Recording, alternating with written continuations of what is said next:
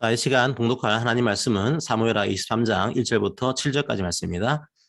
이 시간 성경 봉독은 우리 사무엘하 말씀을 이은경 선생님께서 이제 계속 올려주시는데 오늘은 이은경 선생님께서 성경 봉독을 해주시면 좋겠습니다. 사무엘하 23장 1절부터 7절까지 말씀을 봉독하겠습니다. 이는 다윗의 마지막 말이라. 이새의 아들 다윗이 말하며 높이 세워진 자, 야곱의 하나님께로부터 기름 부음 받은 자, 이스라엘의 노래 잘하는 자가 말하노라. 여호와의 영이 나를 통하여 말씀하시며 그의 말씀이 내 혀에 있도다. 이스라엘의 하나님이 말씀하시며 이스라엘의 반석이 내게 이르시기를 사람을 공의로 다스리는 자, 하나님을 경외함으로 다스리는 자여. 그는 돋는 해의 아침빛 같고 구름 없는 아침 같고 비 내린 후에 광선으로 땅에서 우미 돋는 새 풀 같으니라 하시도다. 내 집이 하나님 앞에 이같지 아니하냐. 하나님이 나와 더불어 영원한 언약을 세우사 만사에 구비하고 견고하게 하셨으니 나의 모든 구원과 나의 모든 소원을 어찌 이루지 아니하시랴. 그러나 사악한 자는 다 내버려질 가시나무 같으니 이는 손으로 잡을 수 없음이로다. 그것들을 만지는 자는 철과 창 자루를 가져야 하리니 그것들이 당장에 불살리리로다 하니라. 아멘. 예, 아멘. 감사합니다. 자, 이 시간은 제가 왕의 사람들이라는 제목으로 하나님 말씀을 선포하도록 하겠습니다. 이 시간은 왕의 사람들이라는 말씀으로 제목으로 하나님 말씀을 선포하도록 하겠습니다. 요즘 제가 드라마를 보니까 옛날하고 조금 다른 게 있더라고요. 보니까 뒤에 에필로그를 보여주는 경우가 이게 많더라고요. 그 에필로그에서 드라마에서 이해를 못했던 그런 부분들을 다시 설명을 해주는 겁니다. 생각보다 이 에필로그가 참 재밌습니다. 처음 드라마 볼 때는 이 주인공이 왜 저렇게 했지? 왜 저렇게 행동했지? 이해가 안 될 때가 있었는데요. 에필로그에서 그걸 설명해 주고 있더라고요. 그래서 요즘 드라마에서는 마지막에 에필로그를 놓치면은 굉장히 중요한 단서를 놓칠 수가 있습니다. 이제 그런데 특이하게 사무엘하도 요즘 말로 하면은 에필로그가 있습니다. 보시게 되면 21장부터 뭔가 내용이 좀 다르다 이런 느낌이 들어요. 왜 그런가 하면 에필로그이기 때문입니다. 21장부터 24장까지가 바로 에필로그입니다. 사무엘서 저자는 21장부터 24장까지의 말씀을 통해서 사무엘서의 전체 주제를 한번 설명하고 싶은 겁니다. 제가 한번 21장부터 24장까지의 내용을 그림으로 좀 그려봤어요. 그래서 한번 가지고 왔습니다. 제가 저번에 한번 말씀드렸죠, 그죠? 교차 대꾸법이라고 하는 그런 말씀을 드린 적이 있을 건데요.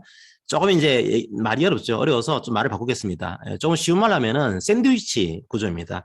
그러니까 샌드위치는 가운데가 핵심이죠. 그래서 이 가운데 핵심인데 그 주위를 다른 것들이 감싸고 있는 이런 구조입니다. 한번 이 샌드위치 형식으로 21장부터 24장을 살펴보시면요. 21장하고 24장 맨 끝에 이제 그런 덮여 있는 거죠. 자, 요 21장과 24장은 사울과 다윗의 죄를 보여주고 있습니다. 그러니까 왕이 잘못한 거죠. 왕이 잘못해서 이스라엘 전체가 위험해지는 이런 모습을 그려주고 있습니다. 그런데 가장 가운데로 보면 결국은 그 위기 상황에서 하나님께서 이스라엘을 구원합니다. 그리고 다윗이 하나님의 이 구원을 기뻐하면서 승전가를 부르는 모습이 가운데 들어가 있습니다. 동시에 하나님께서 약속하셨기 때문에 영원히 다윗의 나라가 경고할 거다 이런 노래를 하고 있습니다. 바로 그게 한가운데 차지하고 있습니다. 그리고 그 주위를 다윗의 용사들이 감싸고 있습니다. 하나님이 역사를 이루실 때 사용한 사람들이죠. 지금 사무엘하의 이 에필로그는 뭘 말하고 있는 겁니까? 사울도 실패했다는 겁니다. 다윗은요? 사실 다윗도 실패했습니다. 두 왕은 결국 모두 실패했습니다. 다니엘서는 다윗의 성공으로 마무리되지 않습니다. 실패한 다윗으로 마무리됩니다. 자, 그런데 우리가 다윗을 높이 평가하는 이유가 뭘까요? 회개를 잘하기 때문입니다. 기억을 잘하기 때문입니다. 사무엘서는 실패한 다윗이 하나님을 기억하면서 하나님께 예배드리는 장면으로 마무리됩니다. 그리고 하나님께서 그 기도를 들으시고 재앙을 그치는 장면으로 마무리됩니다. 성도 여러분, 이 사무엘서가 보여주려고 하는 것은 사실 다윗이 아닙니다. 다윗을 통해 보여주려고 하시는 것은 진짜 왕이죠. 바로 이스라엘의 진짜 왕은 하나님이라는 겁니다. 이스라엘의 구원은, 이스라엘의 미래는 어디에 달리는 걸까요? 바로 하나님입니다. 다윗의 위대함이 아닙니다. 한나의 기도를 들으시는 하나님, 사무엘의 기도를 들으시는 하나님, 다윗의 기도를 들으시는 하나님, 바로 그 하나님께 이스라엘의 구원이 달려있다는 겁니다. 이스라엘의 미래가 그 하나님께 달려있다는 겁니다. 그래서 하나님을 향한 다윗의 노래가 가운데 들어가 있는 겁니다. 자, 그런 그 맥락을 이해하시고 오늘 다윗의 노래를 보시면 좀 좋을 것 같습니다. 한번 23장 1절을 볼까요? 다윗이 이 노래를 부르면서 자기가 누구인지를 말을 하고 있어요. 누가 이 노래를 부르고 있는 것인지를 말하고 있는 겁니다. 다윗은 누구일까요? 이새의 아들입니다. 자, 이새가 어떤 사람이죠? 다윗의 아버지입니다. 자, 이새에 대해서는요, 가지고 있는 정보가 별로 없습니다. 이새가 다윗의 아버지다. 이것 빼고는 알려진 게 없어요. 무슨 일을 했는지 알 수가 없습니다. 대충 짐작할 수는 있습니다. 사울이요, 이 다윗을 비꼬아서 말할 때 이새의 아들 같은 이런 식의 표현을 씁니다. 자, 나중에 나발이 다윗의 어떤 요구를 거절합니다. 다윗을 싫어하는 거죠. 그때 나발이 다윗을 가리켜서 이새의 아들이라고 부릅니다. 세바라고 하는 인물이 반역을 일으켜요. 그때 세바가 다윗을 말하면서 이새의 아들 이런 표현을 씁니다. 무슨 말일까요? 이새는 별 것 없다는 겁니다. 세상적으로 보잘것없는 그런 사람이었던 거죠. 별로 유명한 사람이 아니었던 겁니다. 그러니까 다윗은 어떻습니까? 명문가의 자식이 아닙니다. 대단한 가문의 아들이 아닌 거죠. 다윗은 그냥 평범한 가정의 아들이었습니다. 다윗은 먼저 비천한 자신의 신분을 말하고 있는 겁니다. 자, 그리고 다윗은 다시 한번 자신의 정체를 말합니다. 뭐라고 하고 있죠? 높이 세워진 자라고 말합니다. 야곱의 하나님으로부터 기름 부음 받은 자라고 말합니다. 다 수동태입니다. 무슨 말일까요? 이런 비천한 신분을 갖고 있던 자기가 왕이 된 것은 자신의 업적이 아니라는 겁니다. 자기가 인간적으로 노력해서 된 것이 아니라는 겁니다. 동시에 자신이 왕이 된 것은 우연도 아니라는 겁니다. 그럼 다윗은 어떻게 왕이 되었을까요? 하나님의 주권입니다. 하나님께서 다윗을 세워주셨기 때문입니다. 하나님께서 야곱에게 말씀하셨던 그 언약을 이루기 위해서 다윗을 택하신 겁니다. 하나님의 은혜인 거죠. 비천한 자신을 하나님께서 높여주셔서 왕이 되었다는 겁니다. 자, 그러면 다윗은 이런 생각을 했을 겁니다. 아니, 왜 나같이 이런 비천한 사람을 택하셔가지고 왕이 되게 했을까? 도대체 내가 어떻게 이스라엘을 통치해야 될까? 하나님의 뜻은 뭘까? 이런 생각을 했겠죠. 그런 다윗에게 성령 하나님께서 말씀하십니다. 2절에 나와 있죠. 여호와의 영이 다윗을 통해서 말씀하십니다. 그러니까 앞으로 다윗이 하는 말은 하나님의 말씀입니다. 다윗의 개인 고백이 아닙니다. 하나님께서 다윗의 입을 통해서 말씀하고 계신 겁니다. 보통 이제 신탁이라고 하죠. 예언의 말씀입니다. 어떤 사람이 이스라엘을 다스려야 되는지 말하고 있는 겁니다. 왕의 조건이죠. 이상적인 왕이 되기 위한 조건입니다. 그게 3절에 등장합니다. 왕의 조건은 두 가지입니다. 첫 번째로 사람을 공의로 다스리는 자입니다. 그리고 하나님을 경외함으로 다스리는 자입니다. 지금 하나님은 왕이 어떻게 통치해야 되는지를 딱 두 가지를 말씀하고 있습니다. 우선 하나님을 경외하는 겁니다. 하나님을 경외한다는 건 무슨 말일까요? 경외라고 하는 것은 깊은 존경의 감정입니다. 그러니까 하나님을 경외한다는 건 하나님께서 마땅히 받아야 할 존경과 순종을 돌려드리는 겁니다. 이스라엘의 왕은 그래야 된다는 거죠. 교회도요, 사실은 이 마음을 이제 가져야 됩니다. 이 교회가 너무 하나님을 가볍게 생각하면 안 되는 거죠. 하나님은 피조물이 아닙니다. 그렇다고 해서 하나님을 무조건 단순하게 무서워하는 것도 아닙니다. 존경해야 됩니다. 우리가 비인격적인 실체는 존경할 수가 없습니다. 우리는 성경을 통해서 그리고 성령 하나님의 감동을 통해서 하나님을 알고 하나님이 하신 일들을 알고 있습니다. 하나님이 어떤 분인지 알면 알수록 어떻게 될까요? 하나님을 인격적으로 존경하게 됩니다. 피조물인 인간을 사랑하셔서 하나님의 아들을 하나님 자신을 제물로 바친 분입니다. 그걸 믿는 사람들은 하나님을 존경하게 됩니다. 그리고 두려워지게 됩니다. 어떻게 이럴 수가 있지? 깊은 존경은 두려움을 낳습니다. 그게 바로 경외입니다. 단순하게 우리가 아무 실체가 없는 그런 존재를 두려워하는 것이 아닙니다. 그런 것과는 차원이 다릅니다. 왕은 하나님을 이렇게 경외하는 사람입니다. 그리고 두 번째가 뭐죠? 공의입니다. 공의.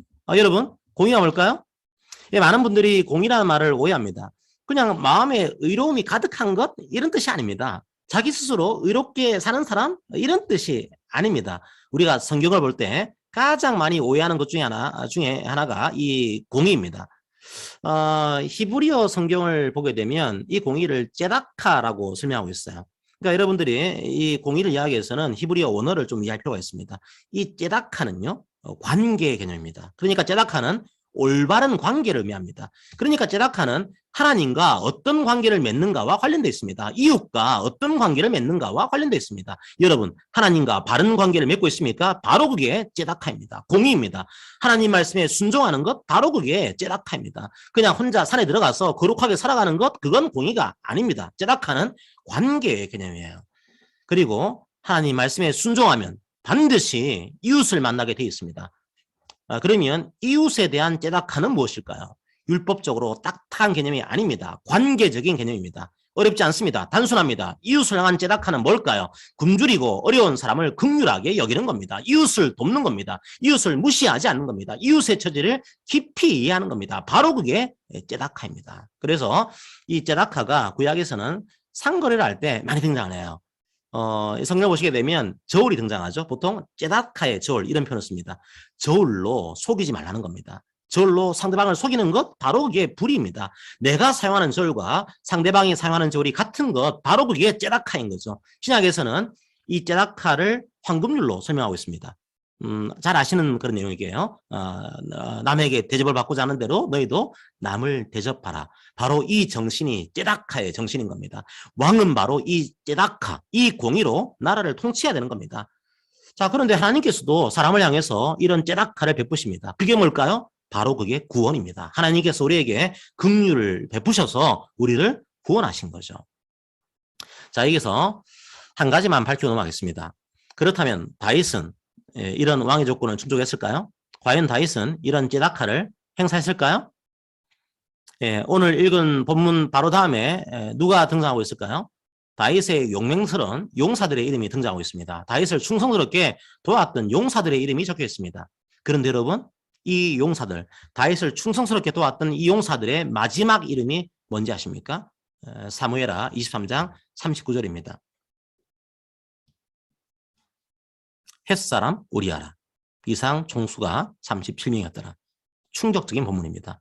햇사람 우리아라. 마지막에 가장 눈에 잘 띄는 곳에 이 말씀을 적어놨습니다. 만약에 다윗이 이 마지막 글을 봤다면 마음이 어땠을까요? 자, 여러분들이 다윗이 우리아의 아내 밧세바를 범했던 사건은 잘 알고 계실 겁니다. 하나님이 왕에게 요구한 정신은 제다카의 정신이었습니다. 그런데 다윗은 우리아에 대해서 철저하게 제다카를 무시했습니다. 왕의 권력을 남용했습니다. 왜요? 욕망 때문입니다. 자신의 욕망을 채우기 위해서죠. 결국 밧세바가 임신했습니다. 그런데 그 다음에 다윗의 행동이 가관입니다. 여러분이 알고 있는 믿음의 용사 다윗이 아닙니다. 그 죄를 덮으려고 온갖 추태를 부립니다. 처음에는 우리아를 위하는 척하면서 전쟁터에서 우리아를 불러들입니다. 그리고 아내하고 함께 있으라고 하죠. 왜죠? 나중에 태어날 아기를 우리아의 아기라고 하기 위해서입니다. 자, 그런데 우리아가 다윗의 그런 말을 듣고 어떻게 하죠? 집에 들어갔습니까? 네, 그렇게 하지 않습니다. 이런 얘기를 해요. 아니, 왕이시여, 다른 사람들은 밖에서 이렇게 고생하고 있는데 내가 어떻게 집으로 가서 아내와 함께 자겠습니까? 이런 말씀을 하면서, 이런 얘기를 하면서 집에 들어가지 않습니다. 밖에서 잡니다. 그래도 다윗은 포기하지 않습니다. 플랜 B를 세웁니다. 이제는 술을 먹입니다. 술에 취하면은 아내와 함께 자겠지 이렇게 생각했을 겁니다. 그런데 우리아는 집에 가지 않습니다. 딱딱한 바깥의 침상에서 잠을 잡니다. 어떻게 해도 우리아는 집에 가지 않습니다. 여러분 한번 우리아와 다윗을 비교해 보십시오. 우리아는 딱딱한 침상에 누워서 다윗에게 충성했습니다. 하지만 다윗은 왕궁의 화려한 침상에 누워서 우리아의 아내와 동침했습니다.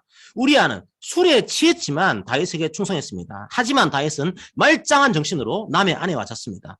결국 다윗의 선택은 무엇이었을까요? 이런 충성스러운 신하를 죽여버립니다. 우리아를 전쟁터의 맨 앞자리에 세워서 죽여버립니다. 요압 장군을 시켜서 청부 살인을 한 것입니다. 바로 이 왕이 다윗입니다. 저녁에는 남의 아내와 동침했고 낮에는 그 남편을 죽여버렸습니다. 하루 종일 범죄한 자, 그게 바로 다윗의 민낯입니다. 자, 하지만 완전 범죄를 한 것처럼 보입니다. 아무도 이 끔찍한 범죄를 모르는 것 같았습니다. 설령 알고 있다고 하더라도 한 나라의 왕에게 뭐라고 할 사람은 없어 보입니다. 이제는 모든 것이 끝난 것 같습니다. 그런데 성경은 분명하게 선포합니다. 사무엘하 11장 27절입니다. 그 장례를 마침에 다윗이 사람을 보내 그를 왕궁으로 데려오니 그가 그의 아내가 되어 그에게 아들을 낳으니라. 다윗이 행한 그 일이 여호와 보시기에 악하였더라. 사람들은 보지 않을 수도 있습니다. 사람들은 눈 감고 있을 수도 있습니다. 그런데 하나님께서는 그 모든 악을 보고 계셨던 거죠. 여러분, 지금 사무엘하 23장 3절은 공의로 다스리는 자가 왕이라고 말합니다. 그런데 다윗이 공의로 다스렸습니까? 남의 아내를 빼앗고 우리아를 비참하게 죽인 다윗이 바로 그 공의의 왕인가요? 왕은 째다카를 행해야 되는 사람입니다. 헤세드를 실천해야 되는 그런 사람입니다. 그런데 정작 째다카를 행한 사람은 우리아였습니다. 헤세드를 실천한 사람도 우리아였습니다. 왕을 위해 죽기까지 충성한 사람, 그건 바로 우리아였습니다. 다윗이 아니었습니다. 다윗은 실패했습니다. 하나님을 경외함으로 다스리지 못했습니다. 공의로 다스리지 못했습니다. 무슨 말일까요? 오늘 본문의 핵심은 다윗이 아닙니다. 다윗의 후손입니다. 바로 예수 그리스도입니다. 많은 신학자들이 오늘 본문을 메시아에 대한 예언으로 보고 있습니다. 다윗은 그 메시아를 예언하고 있는 겁니다. 다윗이 이 선지자 역할을 동시에 수행하고 있는 거죠. 다윗의 후손 중에서 하나님을 경외하는 왕이 나올 거라는 겁니다. 다윗의 후손 중에서 공의로 다스리는 왕이 나올 거라는 겁니다. 그리고 그걸 하나님께서 약속하셨습니다. 사무엘하 7장에서 다윗 언약이라고 하는 유명한 언약이 나오죠. 이제 분명 하나님은 다윗의 집을 영원히 세우겠다고 약속하십니다. 그런데 뭔가 이상합니다. 이제 앞으로 성도 여러분들이 열왕기서하고요, 역대서를 보게 될 건데요. 하나님께서 다윗의 왕가를 영원히 세우시겠다 약속하십니다. 그런데 그 다윗의 왕가가 어떻게 될까요? 망합니다. 쫄딱 망합니다. 나라가 망해서 바벨론의 포로가 됩니다. 그러니까 다윗 왕가의 왕들은 결국 이런 왕이 되는데 실패한 겁니다. 이 예언은 뭔가 맞지 않는 것 같습니다. 그런데 다윗 이후에 약 1000년의 시간이 흘렀습니다. 그리고 다윗의 후손이 등장합니다. 바로 예수 그리스도입니다. 지금 다윗은 하나님의 성령으로 메시아에 대한 말씀을 하고 있습니다. 바로 이 예수 그리스도가 지금 다윗이 노래하고 있는 왕입니다. 하나님에 대해서는 말씀으로 순종하셨습니다. 우리에 대해서는 어떻게 하셨을까요? 죄에 빠져있는 우리를 불쌍히 여기셨습니다. 공허하게 살아가는 인생들을 긍휼하게 여기셨습니다. 왕이 없이 살아가는 인생들을 불쌍하게 여기셨습니다. 마태복음 9장 36절은 이렇게 말합니다. 무리를 보시고 불쌍히 여기시니 이는 그들이 목 잡는 양과 같이 고생하며 기진함이니라. 성도 여러분, 예수님은 공의의 왕이십니다. 째다카의 왕이십니다. 그 공의의 절정이 뭘까요? 바로 십자가입니다. 십자가를 지심으로 하나님의 째다카를 드러내십니다. 십자가는 유대인에게 저주의 상징이었습니다. 로마 시대 십자가는 가장 끔찍한 형벌이었습니다. 얼마나 십자가가 끔찍했으면 로마 시민들에게는 십자가형을 내리지 않았습니다.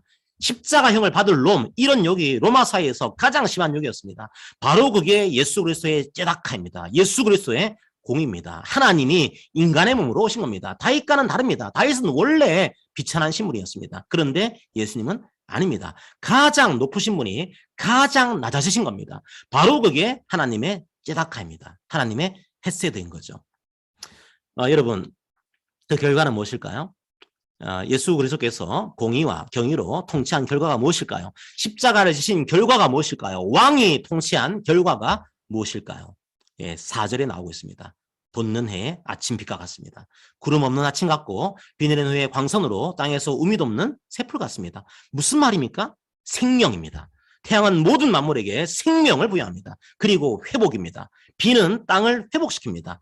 하나님의 째다카로 우리가 생명을 받은 겁니다. 예수님의 십자가로 우리가 다시 회복된 겁니다. 성도 여러분, 예수님께서 십자가에 돌아가실 때 마지막으로 하신 말씀이 뭔지 아십니까? 요한복음 19장 30절에 나옵니다. 다 이루었다. 이게 바로 십자가에서 하신 마지막 말씀입니다. 무슨 말일까요? 목적을 달성했다는 말입니다. 무슨 목적이죠? 예수님께서 십자가에서 우리의 모든 죄를 다 용서하셨다는 거죠. 자, 그런데 저는 여러분들이 조금 더 나아가기로 합니다. 예수님께서 여러분의 죄를 용서하신 이유가 뭡니까? 다시 생명을 회복해 주시기 위해서입니다. 인간의 죄 때문에 죽음이 찾아왔습니다. 여러분이 가장 잘 알고 계시는 성경구절 중에 요한복음 3장 16절이 있습니다. 하나님이 세상을 이처럼 사랑하사 독생자를 주셨으니 이는 그를 믿는 자마다 멸망하지 않고 영생을 얻게 하려 하심이니라. 예수님이 왜 인간의 몸을 입고 이 땅에 오셨습니까? 물론 신학적으로는 구약에서 하신 메시아 약속을 성취하기 위해서 이렇게 말할 수 있습니다. 그런데 왜 그렇게 하신 겁니까? 사랑입니다. 우리들을 사랑하셔서 오신 겁니다. 우리들을 사랑하셔서 십자가를 지신 겁니다. 우리에게 새로운 생명을 주신 겁니다. 그래서 성경은 예수님을 믿는 사람들을 새롭게 창조된 사람들이라고 부릅니다. 신약은 이렇게 새롭게 태어난 사람들로 가득 차 있습니다. 니고데모는요, 밤에 몰래 예수님을 만날 정도로 겁이 많은 사람이었습니다. 그런데 이 니고데모가 담대하게 향유를 들고 예수님의 무덤을 찾아갔습니다. 사마리아 여인은 어떻습니까? 다른 사람이 무서워서 한낮에 물을 기르러 온 사람입니다. 그런데 이제는 담대하게 다른 사람에게 예수를 그리스도라고 전합니다. 야고보와 요한은 얼마나 이기적인 인물이었습니까? 더 높은 자리에 앉기 위해서 혈안이 된 그런 인물들이었습니다. 마음속에 분노가 가득한 그런 인물들이었습니다. 자신을 거부한 말을 불태워야 되는 거 아니냐, 이런 식으로 질문하던 자들이었습니다. 십자가 사건 이후에 어떻게 되었습니까? 야고보는 순교했습니다. 예수님의 생명의 십자가를 전하다가 말이죠. 요한은 사랑의 사도라는 별명을 얻게 됩니다. 우리의 아들이라고 불렸던 자가 사랑의 사도가 된 겁니다. 베드로는 어떻습니까? 사도 바울은 어떻습니까? 오늘 부른 찬송가 305장을 작사한 사람이 존 뉴턴입니다. 누구일까요? 노예 무역상입니다. 인신매매라는 사람이었습니다. 매일 그 돈으로 술과 도박에 빠져있던 사람이었습니다. 그런데 그 뉴턴이 하나님을 만났습니다. 자신의 죄를 깨닫고 새롭게 태어났습니다. 아무리 추악한 죄인도 예수님께서 새롭게 창조하십니다. 아마 여러분들이 그 이의령 박사를 아실 겁니다. 지성에서 영성으로라는 신앙서적을 썼는데요. 이런 얘기를 해요. 왜 늦게 이렇게 세례를 받았습니까? 이런 질문에 이렇게 답했습니다. 제가 이의령 박사님의 말을 한번 그대로 옮겨보겠습니다. 이런 얘기를 해요. 명예에 달려면서 글을 썼더니 명예가 생기더라. 돈 벌려고 했으니까 되더라. 또 병 때문에 병원에 다니니까 나아지더라. 그런데 어느 날 너무도 외로워서 극장에 가서 영화를 봐도, 내가 좋아하는 글을 봐도 마음은 채워지지 않고 이 세상에 나 혼자구나 라고 느껴졌다. 절대 고독을 느낄 때 어디로 가야 할까? 자, 이런 이제 글을 쓰게 됩니다. 하나님과 단절된 사람들이 느끼는 절대 고독, 바로 이의령 박사는 그 절대 고독을 경험한 겁니다. 그리고 하나님을 만나게 되죠. 성도 여러분, 십자가를 경험한 사람들은 새롭게 태어납니다. 새로운 생명을 얻은 겁니다. 담대해집니다. 이세의 아들이라고 하는 것을 부끄러워하지 않습니다. 왜요? 하나님의 자녀이기 때문이죠. 하나님의 자녀라고 하는 존귀한 신분을 알기 때문이죠. 그게 예수님께서 이루신 일입니다. 그리고 그 생명은 영원합니다. 5절에서 그 영원성을 말하고 있습니다. 예수님께서 다스리시는 하나님 나라, 어떤 나라입니까? 생명을 주는 나라입니다. 죽음의 나라가 아닙니다. 신약성경을 보면 요한복음에서는 하나님 나라라는 표현이 잘 등장하지 않습니다. 오히려 생명이라고 하는 표현이 자주 등장합니다. 왜요? 하나님 나라의 핵심이 바로 생명이기 때문입니다. 신약성경의 맨 마지막 성경인 요한계시록에서도 생명을 강조합니다. 바로 예수님께서 오신 이유는 이 십자가를 통해서 우리에게 생명을 주시기 위해서입니다. 바로 그게 예수님의 쯔다카입니다. 예수님의 통치에서 벗어나게 되면 어떻게 될까요? 그 반대입니다. 죄 아래서 고통받게 됩니다. 죽음의 두려움 앞에서 좌절하게 됩니다. 하나님이 왕이 아니라 사탄이 왕이 됩니다. 바로 그 모습이 사무엘하 23장 6절과 7절에 묘사되어 있습니다.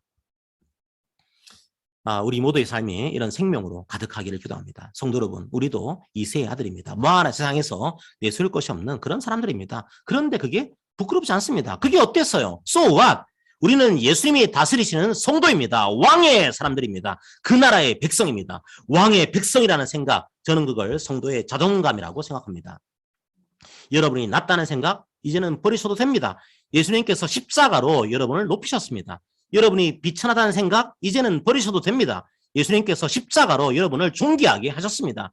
예수님의 십자가를 헛되게 하지 마십시오. 예수님이 주신 이 생명과 기쁨을 쓰레기통에 버리지 마십시오. 그러므로 이제 여러분이 예수님의 쯔다카를 행하십시오. 하나님을 경외하며 이웃을 섬기십시오. 복음은 개인적인 것에만 그치는 것이 아닙니다. 성경은 끊임없이 복음의 공동체를 얘기합니다. 억지로 하는 말이 아닙니다. 성령님의 도움을 구하십시오. 성령님께서 여러분을 도우실 것입니다. 여러분은 이제 주의 움직이는 교회입니다. 여러분의 발길이 닿는 곳마다, 여러분의 입술이 말하는 곳마다, 여러분의 손길이 스치는 곳마다 예수 그리스도의 생명의 향기가 퍼져나가기를 원합니다. 여러분의 이웃도 여러분을 통해서 생명을 얻게 되는 그 기쁨을 누리시기를 기도합니다. 하나님 나라의 이 생명과 평안과 기쁨이 여러분 삶 가운데 충만하기를 기도합니다. 아멘.